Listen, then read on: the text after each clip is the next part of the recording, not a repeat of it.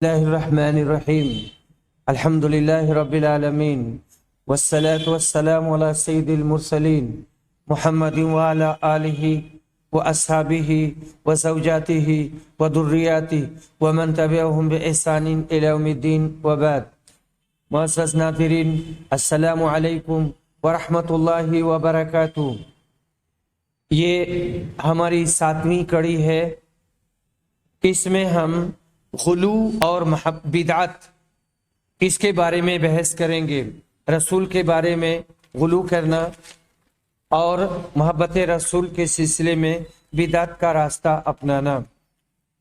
ناظرین، غلو کا معنی کسی چیز کے لیے جو حد مقرر کی گئی ہے اس سے آگے بڑھ جانے کو عربی زبان میں غلو کہتے ہیں. یہ حد بندی چاہے شرعی ہو یا غیر شرعی یا عرفی. راغب کہتے ہیں حد سے تجاوز کرنے کو غلو کہتے ہیں. جب قیمت بڑھ جائے تو کہا جاتا ہے غلا.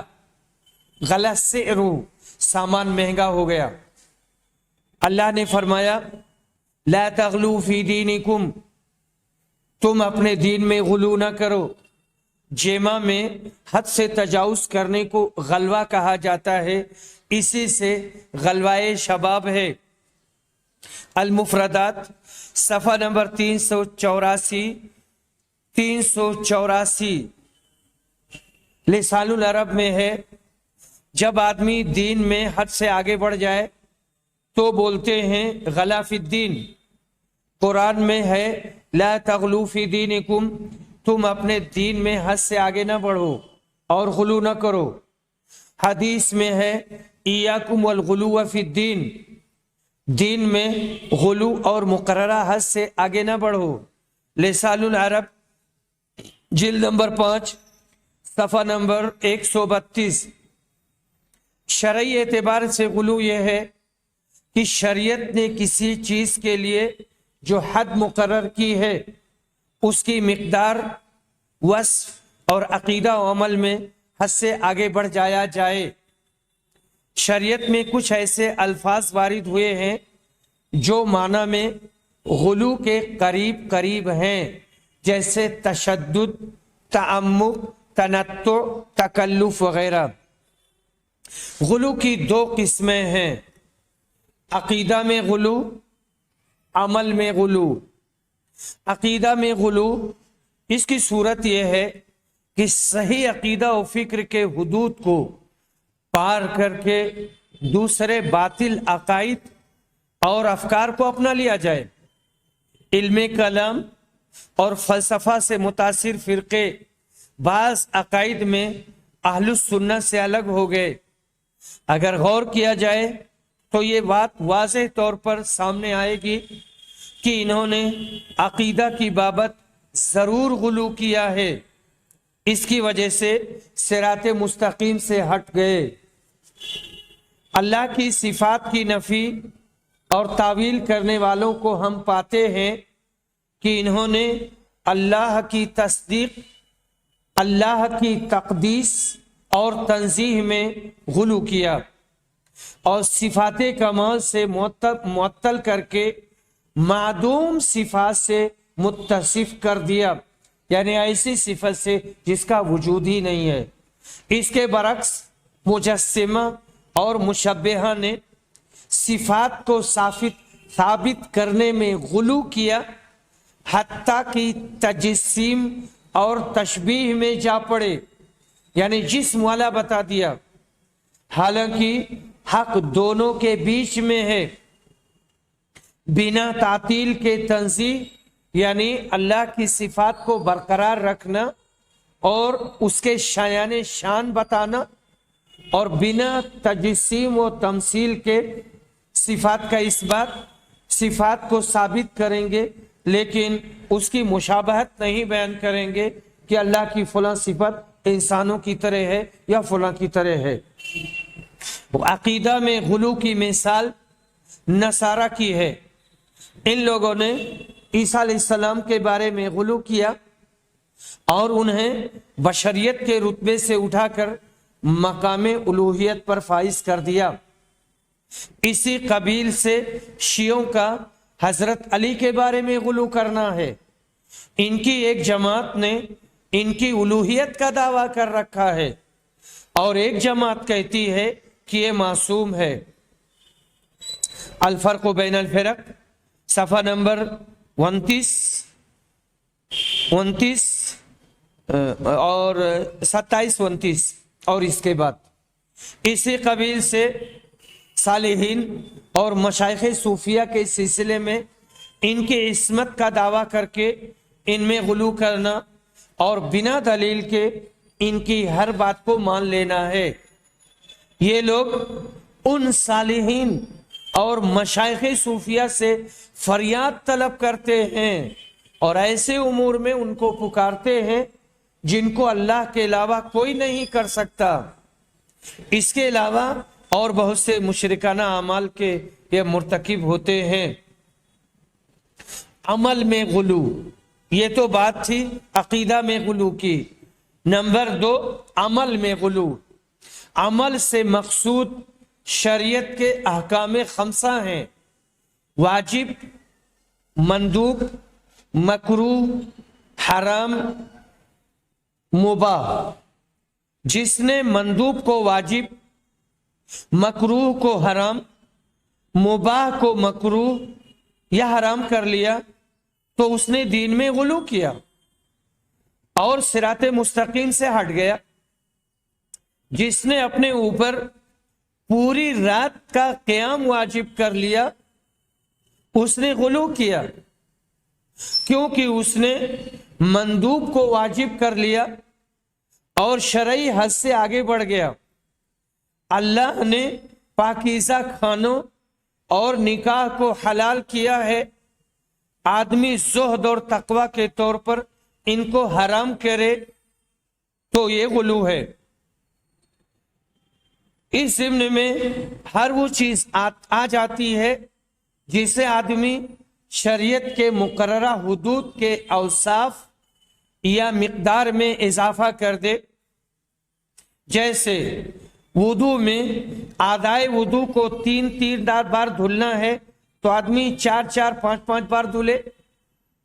علامہ ابن تیمیہ رحمہ اللہ کہتے ہیں کہ تشدد کبھی ایسے ہوتا ہے کہ جو چیز واجب یا مستحب نہیں ہے عبادات میں اس کو واجب یا مستحب سمجھ لیا جائے، اور کبھی ایسے ہوتا ہے کہ جو چیز حرام یا مکروہ نہیں طیبات اور پاکیزہ چیزوں میں سے ہے اس کو حرام یا مکروہ تصور کیا جائے۔ اقتضاء الصراط المستقیم، ابن تیمیہ، جلد نمبر 1، صفحہ نمبر 283۔ ابن قیم رحمہ اللہ کہتے ہیں کہ غلو کی 2 قسمیں ہیں، یہ بھی 2 قسمیں کرتے ہیں۔ غلو آدمی کو اطاعت کی صف سے خارج کر دے، جیسے آدمی نماز میں مقررہ رکعت میں 1 یا 2 رکعت کا اضافہ کر دے، ممنوع ایام کے ساتھ ہمیشہ روزہ رکھے، جمرات کو بڑے بڑے پتھروں سے مارے۔ جمرات حج میں مینا میں جو جمرات ہیں جن کو کنکری ماری جاتی ہے، صفا و مروہ کے بیچ جان بوجھ کر 10 بار سعی کرے وغیرہ۔ نمبر 2، ایسا غلو جس کے بارے میں اس بات کا اندیشہ ہے کہ آدمی اس کام کو مستقل طور پر نہ کر پائے گا اور اسے ترک کر دے گا اور تھک ہار کر بیٹھ جائے گا، جیسے پوری رات قیام کرنا، ممنوع ایام کے ساتھ ہمیشہ روزہ رکھنا، دعا اور عبادت میں نفس پر ظلم کرنا۔ اور اسی میں میں اپنی طرف سے ایک بات کہہ رہا ہوں کہ بعض ائمہ کی طرف یہ بات منسوب کی جاتی ہے، صوفیہ کی طرف یا زاہدین کی طرف، کہ وہ آدھی رات تک ایک پیر پر کھڑے ہو کر نماز پڑھتے تھے اور پھر آدھی رات تک دوسرے پیر پر کھڑے ہو کر نماز پڑھتے تھے۔ یہ صرف 2 رکعت ہوتی تھی، 1 رکعت پڑھتے تھے آدھی رات تک ایک پیر پر اور پھر دوسری رکعت آدھی رات تک دوسرے پیر پر. یہ کون سی عبادت ہے؟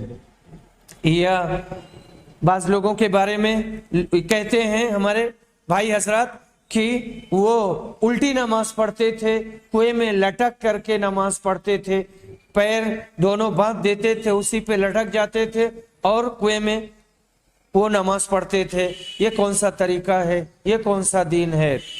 نبی صلی اللہ علیہ وسلم نے فرمایا ہے یہ دین آسان ہے، اس میں جو بھی تشدد کا موقف اختیار کرے گا تو دین اس پر غالب آ جائے گا. اس لیے درمیانہ روی اختیار کرو اور قریب قریب رہو.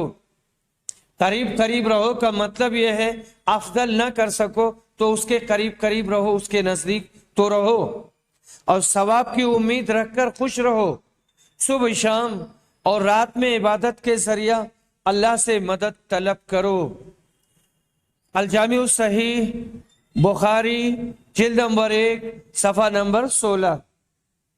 اسی طرح آپ نے فرمایا تھا تشدد اپنانے والے ہلاک ہوئے. یہ بات آپ نے 3 بار دہرائی تھی. صحیح مسلم بن حجاج القشیری جلد نمبر 4 صفحہ نمبر 2055. غلو کے اسباب. آدمی غلو کیوں کرتا ہے؟ اس کا سبب کیا ہو سکتا ہے؟ سماوی دین سے انحراف کی تاریخ میں غلو کا خطرناک کردار رہا ہے. دین سے منحرف ہونے اور صراط مستقیم سے ہٹنے کا یہ سب سے بڑا سبب ہے. یہ انحراف پہلے تھوڑا ہوتا ہے اور اس کے بعد دھیرے دھیرے بڑھتا جاتا ہے، یہاں تک کہ یہ محسوس ہوتا ہے کہ یہی اصل ہے. نصرانیت کو دیکھیں، مسیح علیہ السلام کے زمانے میں یہ کس طرح شرک سے پاک و صاف اور صحیح عقیدہ کی حامل تھی، لیکن اس میں غلو در آیا اور یہ ان کو دین خالص سے شرک اور آسمانی دین سے خود ساختہ دین کی طرف لے گیا. جو ہندوستانی وثنیت، یونانی فلسفہ اور یہودیوں کے غلط افکار و خیالات پر مشتمل تھا. وثنیت یعنی بت پرستی. غلو اچانک کسی خالی جگہ میں نہیں پیدا ہوتا ہے، بلکہ اس کے پیدا ہونے کے بہت سے اسباب اور محرکات ہوتے ہیں. یہ اسباب بہت زیادہ ہیں اور ان کی مختلف قسمیں ہیں. ہم یہاں ان اہم اسباب پر گفتگو کریں گے جنہوں نے مسلمانوں کو غلو کے دہلیز پر پہنچا دیا. نمبر 1، دین سے جہالت. اس کی کئی شکلیں ہیں. مکلف سے رفع حرج اور ان کے لیے دین میں جو آسانی رکھی گئی ہے اس کی بابت شریعت کے مقاصد کو سمجھ نہ پانا. اس کی مثال وہ لوگ ہیں جو عبادت میں اپنے اوپر تشدد کرتے ہیں. شریعت کے ان حدود سے جہالت جہاں مکلف کو رک جانا ہے اور ان سے آگے نہیں بڑھنا ہے، اس میں ہر قسم کا غلو آ جاتا ہے. جیسے مباح کو حرام اور غیر واجب کو واجب کر لینا. اس میں یہ بھی شامل ہے کہ آدمی بعض انبیاء یا صالحین کو حد بشریت سے خارج کر دے اور انہیں صفات الوہیت سے متصف کرے. شریعت کے نصوص کو ٹھیک ڈھنگ سے سمجھ نہ پانا، یہ غلطی اس وقت ہوتی ہے جب آدمی شریعت کی جزوی معلومات رکھتا ہو اور شرعی نصوص پر اس کی نظر گہری نہ ہو. مثال کے طور پر وعد اور وعید کو لے لیجئے. وعد یعنی وعدہ، وعید یعنی دھمکی. شریعت میں ان کے بارے میں نصوص وارد ہوئے ہیں. وعدہ کے نصوص گنہگاروں اور ڈرنے والوں کے دلوں میں امید کی کرن ہیں. یہ لوگوں کو توبہ پر آمادہ کرتے ہیں وہ گناہ سے دستکش ہو کر اللہ کی طرف پلٹیں گے۔ ان کے لیے اللہ کی طرف سے رحمت اور مغفرت ہے۔ اس کے برخلاف وعید کے نصوص میں مشرکین، کفار اور گناہ کبیرہ کے مرتکبین کو دردناک سزا سے ڈرایا گیا ہے۔ ہاں، اگر توبہ کر لیں اور ایمان لے آئیں تو اللہ ان کی توبہ قبول کرے گا۔ وعد اور وعید کے سلسلہ میں وارد نصوص کی یہ جامع توضیح ہے۔ غلطی اس وقت ہوتی ہے جب جزوی طور پر کسی ایک پہلو کو لیا جائے اور دوسرے کو ترک کر دیا جائے، اس سے اعراض کیا جائے اور شرعی نصوص کی نازک گردنوں پر تعویل کی چھری پھیر دی جائے۔ مرجیہ اور خوارج سے اسی طرح کی غلطی ہوئی ہے۔ خوارجی نے وعید کے نصوص کو غالب کر دیا اور وعد کے نصوص کو چھوڑ دیا۔ اس کی وجہ سے انہوں نے گناہ کبیرہ کے مرتکب پر کفر اور مخلد فی النار کا حکم لگایا۔ مخلد فی النار یعنی وہ ہمیشہ جہنم میں رہے گا۔ اس کے برعکس مرجیہ نے وعد کے نصوص کو غالب کر دیا اور گنہگاروں کے حق میں وعید کے نصوص کو ترک کر دیا اور اس عقیدہ کو رواج دیا کہ ایمان کے بعد معصیت نقصان دہ نہیں۔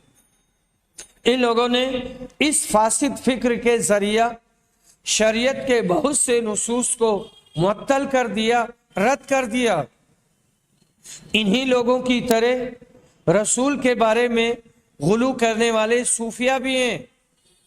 ان لوگوں نے یہ غلو کیا کہ رسول کی بابت انہوں نے صرف تعظیم کے پہلو کو لیا اور توحید اور شرک تک لے جانے والے اسباب کو ترک کر دیا۔ اس کا سبب یہ تھا کہ انہوں نے شریعت پر جزوی نظر ڈالی اور پیش آمدہ مسئلہ کے بارے میں سارے نصوص کو اکٹھا نہیں کیا کہ ساری حدیثوں کا گہرائی سے مطالعہ کر کے حکم لگائیں۔ عدم بصیرت اور خواہشات کے غلبہ کے ساتھ ساتھ شریعت کے مقاصد سے جہالت نے بدعتیوں کو اس گمراہی میں ڈالا۔ علامہ شاطبی کہتے ہیں اس باب میں غلطی کا دار و مدار صرف ایک حرف پر ہے اور وہ ہے شریعت کے مقاصد سے جہالت اور اس کے سارے اجزاء کو اکٹھا نہ کرنا۔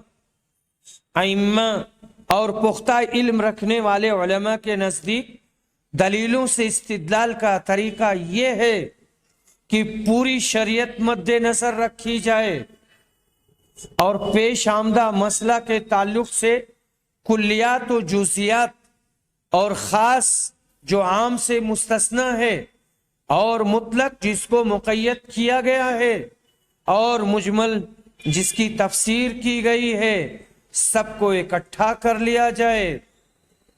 علماء راسخین کا طریقہ کار یہ ہے کہ پوری شریعت کو سامنے رکھتے ہیں اور اعضائے انسانی کے مانند اس کے سارے اجزاء ایک دوسرے کو سہارا دیتے ہیں۔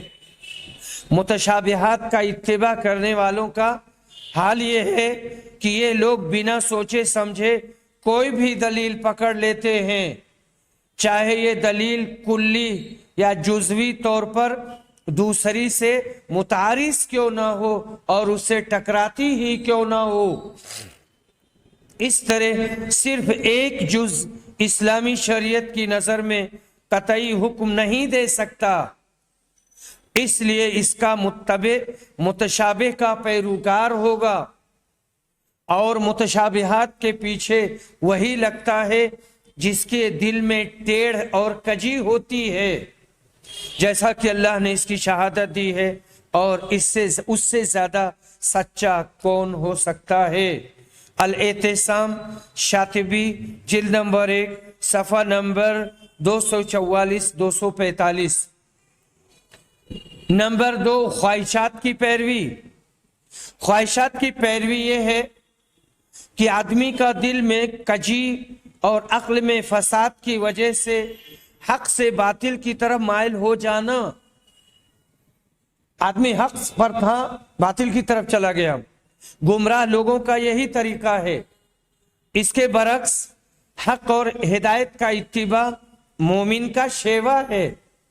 قرآن میں خواہشات نفس کی مذمت کی گئی ہے اور بہت سی آیتوں میں اس سے ڈرایا گیا ہے. اللہ نے فرمایا ہے بل اتبع الذین ظلموا اہواءہم بغیر علم فمن یہدی من اضل اللہ وما لهم من ناصرین. سورہ روم آیت نمبر 29. بلکہ بات یہ ہے کہ یہ ظالم تو بغیر علم کے اپنی خواہشات کی پیروی کر رہے ہیں. اسے کون راہ دکھائے، اسے کون راہ دکھائے جسے اللہ تعالی راہ سے ہٹا دے؟ ان کا کوئی مددگار نہ ہوگا. قل یا اہل الکتاب لا تغلوا فی دینکم غیر الحق ولا تتبعوا اہواء قوم قد ضلوا من قبل واضلوا کثیرا وضلوا عن سواء السبیل. سورہ مائدہ آیت نمبر 77.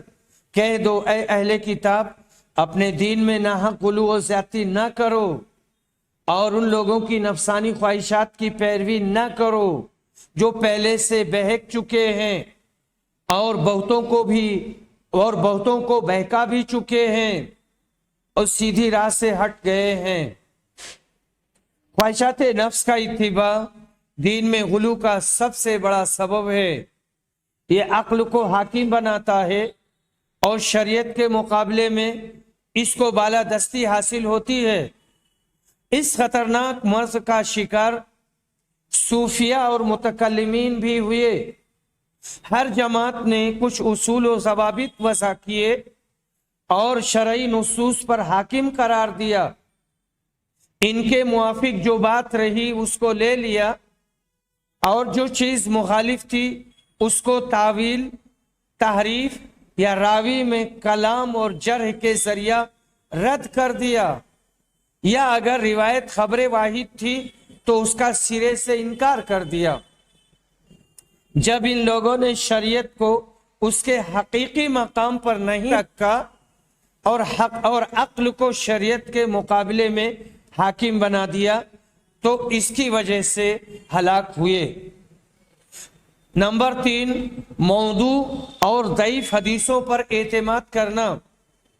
واضح حدیث اور رسول کی طرف جھوٹ کی نسبت اتفاقی چیز نہیں تھی، بلکہ یہ ایک منظم، منصوبہ بند اور بے حد خطرناک سازش تھی جسے زندیقوں نے اسلام کے خلاف چال چلنے اور دل میں چھپی ہوئی دشمنی اور حقد و حسد کی آگ بجھانے کے لیے رچی تھی. حقد و حسد یعنی وہی حسد اور عداوت جو دل میں پوشیدہ ہے. یہ امر اس بات سے واضح ہوتا ہے کہ ان لوگوں نے اسلام کی صورت بگاڑنے کی جو کوشش کی اس میں انہوں نے اپنے مذہب کے ان افکار و عقائد اور نظریات کو داخل کر دیا جن کو اسلام نے توڑ دیا تھا. ان لوگوں نے اسے حدیث کی شکل اس لیے دی تاکہ عوام میں اسے قبولیت حاصل ہو. اس کی واضح مثال شیعہ ہیں. ان لوگوں نے حضرت علی، آل بیت، امامت اور اپنے سارے عقائد کے بارے میں حدیثیں وضع کی اور حدیثیں گڑھی. یہی وہ شیعہ ہیں جنہوں نے شخصیات کے بارے میں غلو کا دروازہ کھولا ہے. مشہور معتزلی شیعہ ابن ابی الحدید لکھتا ہے، آپ یہ بات جان لیں کہ فضائل کی حدیثوں کو شیعوں نے گڑھا ہے. انہوں نے حضرت علی کے بارے میں حدیثیں وضع کی. اس پر ابھرنے والی چیز مد مقابل سے عداوت تھی. شرح نہج البلاغہ ابن ابی الحدید جلد نمبر 11 صفحہ نمبر 48 و 49.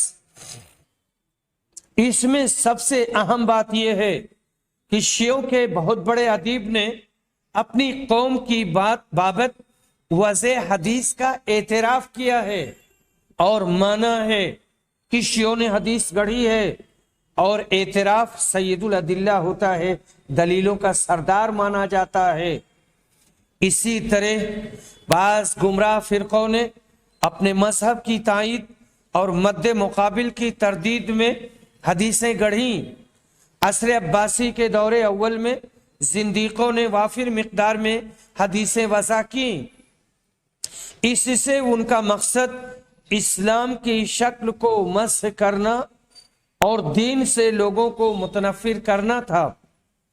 اس کا بے حد خطرناک پہلو یہ تھا کہ بعد میں آنے والے غلو آمیز موقف کے حاملین کے لیے اس میں بہت زیادہ علمی مواد تھا، یعنی بعد میں جو لوگ آئیں گے اور یہ لوگ بھی غلو پسند ہوں گے، حد سے آگے بڑھیں گے، تو اس میں بہت ساری چیزیں ان کو مل جائیں گی جن پر انہوں نے اعتماد کیا۔ فکری انحراف، عقیدے کے فساد اور صراط مستقیم سے ہٹنے میں ضعیف اور موضوع حدیثوں کا مؤثر اور بہت بڑا کردار رہا ہے۔ دیانات قدیمہ کی شکست۔ نمبر 4، دیانات قدیمہ کی شکست۔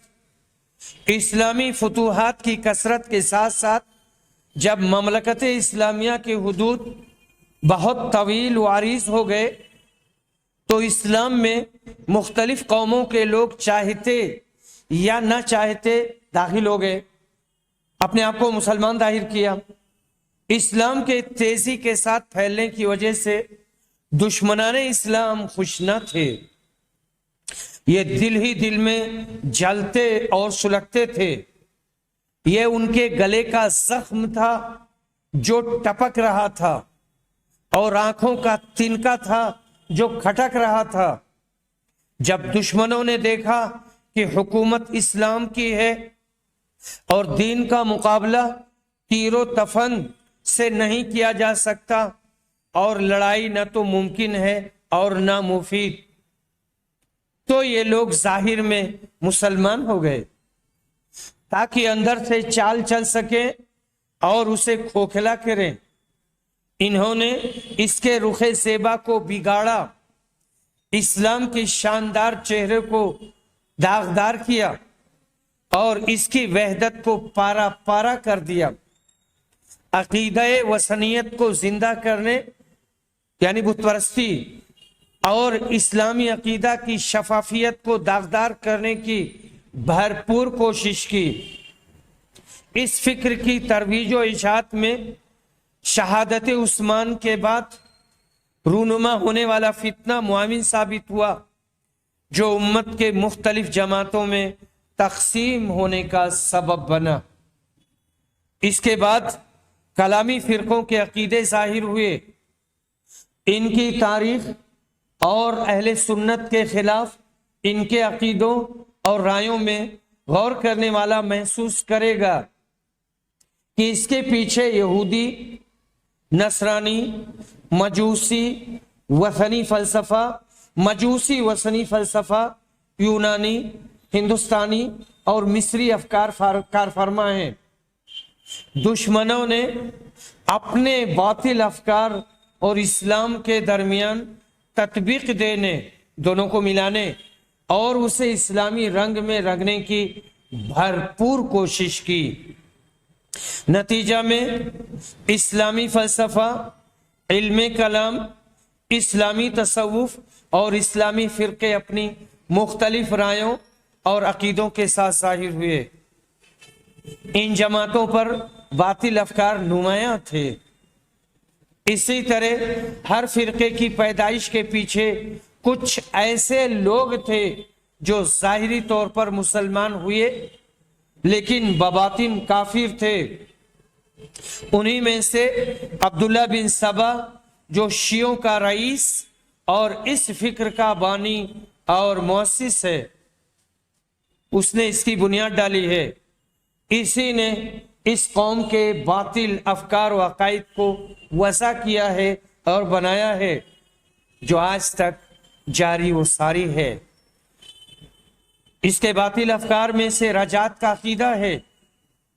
ان کا ماننا ہے کہ حضرت علی اپنی وفات کے بعد قیامت سے پہلے واپس آئیں گے اور ظلم و ستم سے بھری زمین کو عدل و انصاف سے بھر دیں گے۔ عبداللہ بن سبا کہا کرتا تھا کہ حیرت ہے ان لوگوں پر جو یہ عقیدہ رکھتے ہیں کہ عیسیٰ دنیا میں آئیں گے اور اس بات کی تکذیب کرتے ہیں کہ محمد نہیں آئیں گے، جبکہ اللہ تعالیٰ فرماتا ہے ان الذی فرض علیک القرآن لرادک الی معاد، سورہ قصص آیت نمبر 85، جس نے تم پر قرآن نازل کیا ہے وہ آپ کو دوبارہ پہلی جگہ لانے والا ہے۔ محمد بنسبت عیسیٰ کے دنیا میں آپ واپس آنے کا زیادہ حق رکھتے ہیں۔ عبداللہ بن سبا نے اسی پر ائمہ کی رجعت کی بنیاد ڈالی اور اسی نے وصیت کا تصور دیا کہ جس طرح محمد خاتم النبیین ہیں اسی طرح علی خاتم الاوصیاء ہیں، وصی سے اوصیاء۔ یہ کہتا تھا کہ ہر نبی کا ایک وصی ہوتا ہے، علی محمد کے وصی ہیں، اس طرح محمد خاتم الانبیاء اور علی خاتم الاوصیاء ہیں۔ یعنی علی کے بارے میں نبی صلی اللہ علیہ وسلم نے یہ وصیت کی ہے کہ یہ میرے بعد خلیفہ ہوں گے۔ اس کے بعد کہتا ہے کہ اس سے بڑا ظالم کون ہوگا جس نے رسول صلی اللہ علیہ وسلم کی وصیت کو نافذ نہیں کیا اور آپ کے وصی حضرت علی کے حق پر ناجائز قبضہ کر لیا۔ عبداللہ بن سبا اپنی یہودیت کے زمانے میں یوشع بن نون کو موسیٰ علیہ السلام کا بالکل ویسے ہی وصی کہتا تھا جیسے اسلام ظاہر کرنے کے بعد حضرت علی کو رسول کا وصی قرار دیا۔ اسی نے سب سے پہلے صحابہ پر طعن و تشنیع کیا، ان کو برا بھلا کہا، ان سے اپنی برات کا اظہار کیا۔ اسی کو عقیدہ تبرہ کہا جاتا ہے۔ اس کے علاوہ اسی یہودی نے بہت سی زہریلی باتیں شیعوں کے کانوں میں پھونکیں، جسے اس قوم نے عقیدہ اور دین بنا لیا۔ الملل والنحل شہرستانی جلد نمبر 1 صفحہ نمبر 173۔ اور عبداللہ بن سبا وَأَثَرُهُ فِي إِحْدَاثِ الْفِتْنَةِ فِي صَدْرِ الْإِسْلَامِ سلیمان العودہ صفحہ نمبر 199 سے 241 تک۔ ان فاسد افکار کو قبول کرنے کے لیے شیعہ بڑی زرخیز زمین تھے، کیونکہ یہ کم عقل تھے اور حق و باطل کے درمیان تمیز کرنے کی صلاحیت نہیں رکھتے تھے۔ قدر کی بدعت کے پیچھے سوسن نام کے ایک نصرانی کا ہاتھ تھا۔ یہ مسلمان ہوا لیکن مرتد ہو کر نصرانیت کی طرف پلٹ گیا۔ اس کے افکار کو معبد جوہنی نے لیا اور اسے غیلان نے۔ شرح اصول اعتقاد اہل سنہ والجماعہ ابو القاسم لالکائی جلد نمبر 4 صفحہ نمبر 749-750۔